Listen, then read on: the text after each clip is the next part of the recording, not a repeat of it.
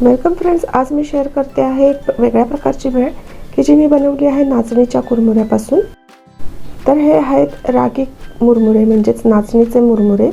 हल्ली मॉलमध्ये किंवा डीमार्टमध्ये असे वेगवेगळे प्रकारचे मुरमुरे मिळतात। तर हे तयार मुरमुरे एका बाउलमध्ये मी काढून घेतलेले आहेत आणि त्याची आपण आता भेळ बनवूया। हे मुरमुरे अतिशय कुरकुरीत आहेत, नुसते खाल्ले तरी खूप छान लागतात किंवा यापासून चिवडा देखील बनवता येईल। तर आता यामध्ये मी घातलेला आहे बारीक चिरलेला कांदा, बारीक चिरलेला टोमॅटो, लाल मिरची पावडर, चाट मसाला आणि आता यामध्ये मी घालते आहे बारीक चिरलेली कोथिंबीर।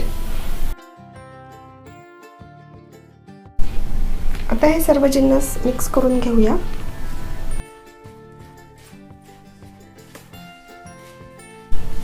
आता यामध्ये मी घालते आहे फरसाण,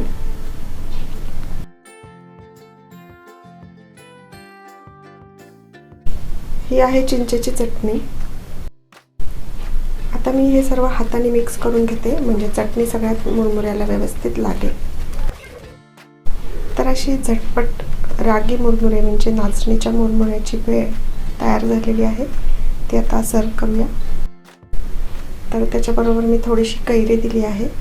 तर अशी भेळ तुम्ही नक्की ट्राय करा। तर फ्रेंड्स, हा व्हिडिओ आवडला असेल तर लाईक, शेअर, सबस्क्राईब करायला विसरू नका।